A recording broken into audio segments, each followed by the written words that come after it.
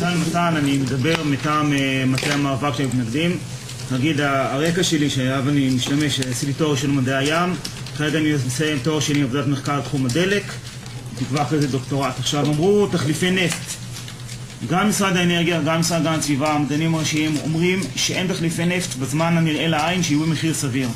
הייתה תוכנית לאומית להשקיע 14 מיליארד שקל תחליפי נפט, וקוצצה ל-55 מיליון ל5 שנים. אין שום השקעה ממשלתית בתחליפי נפט.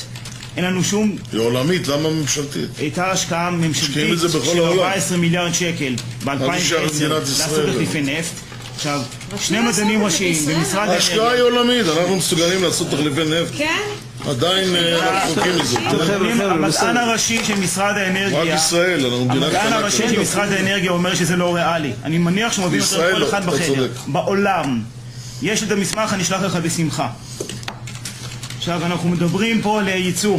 אני רק רוצה להקריא עורך דין אלונה שפר. על ועדת צמח, הייתה מנכ"לית המשרד להגנת הסביבה.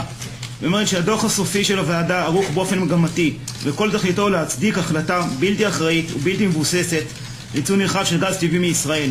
ההמלצה הזו מתבססת על שורה של הנחות מקלות ואופטימיות בסוגיות מהותיות כגון היקף הביקוש בשוק המקומי, היקפן של תגליות עתידיות והתפתחות המחירים בטווח הבינוני והארוך.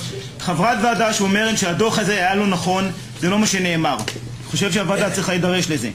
גם המדענים הראשיים אמרו שעד 2020 אסור להוציא גז, כי אנחנו לא יודעים כמה גז יש עדיין, אנחנו לא יודעים כמה ביקושים יש במדינה. סינן נתניהו עדיין מקיים תפקיד, תשמח להגיד את זה, דוקטור סינן נתניהו. לגבי חוסר ודאות, עכשיו דלק ואבנר פרסמו מצגת למשקיעים שאומרים שיש 621 BCM במאגר לוויתן. משרד האנרגיה אומר שיש 484 BCM במאגר לוויתן. ודלק ואבנר בהערה מאוד קטנה בדוח אחר אמרו כמה? 484 לעומת 621, פער של 28.5%. זה קונטינג'נט. עכשיו זה לא רזרבות, זה רזורסס. זה דלק ואבנר בהערת שוליים מאוד קטנה גם הסבירו שזה התרחיש האופטימלי, המקסימלי, שמגלים הכל מין פנטזיה כזאת. עכשיו, אם יש לנו פער של כמעט 30% בין התחזיות ועוד לא עשינו את הבדיקה, ומשרד האנרגיה אומר בעצמו שיכול להיצא פחות, איך אנחנו יודעים כמה נמכור גז? איך אנחנו יכולים להחליט אם בכלל... זה משפיע לפי מה שאתה אומר על הייצוא בעצם. איך אני יודע כמה לשמור על עצמי אם אני לא יודע כמה יש לי? עכשיו אני אמשיך. לפני שנתיים היה דוח שראל, הסתובבה שמועה שנכתב דוח נגד ייצוא גז. עכשיו, מי שהיה שר האוצר אמר, זה מופיע בעיתונות, שלא נכתב דוח בכלל. עכשיו הדוח הזה לפני שבועיים הגיע למטה, לצערי עדיין חלקו מושחר, ורשום בו ככה: ברוב התרחישים שנבחנו, היקף הייצוא האופטימלי ממאגר גז תמר לוויתן הוא 0. בתרחישים אלו מומלץ לממשלה להקדים פיתוח המאגר באמצעים משפטיים או באמצעות מתן פיצוי כלכלי לבעלי הזיכיון. הדוח הזה, גם שהוא הגיע אלינו, ברובו מושחר.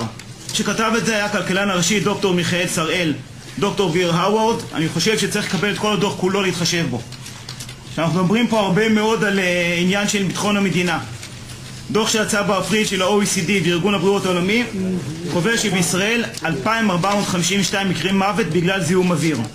הייתה לנו תוכנית לאומית להתנגד לזיהום אוויר. המנכ"ל הקודם של המשרד, דוד לפלר, אמר שהיא בוטלה וקוצצה ב-80% להסתמך על זה שיהיה גז טבעי למפעלים. 2,452 איש מתים בגלל זה. עכשיו, אמורים לעשות מפעלים לגז.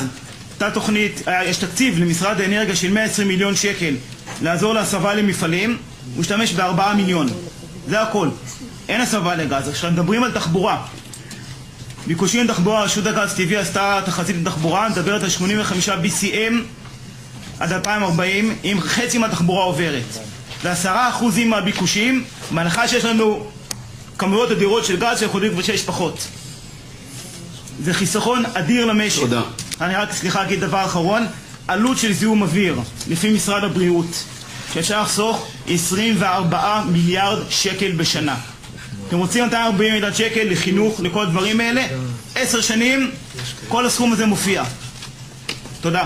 תודה, ניצן.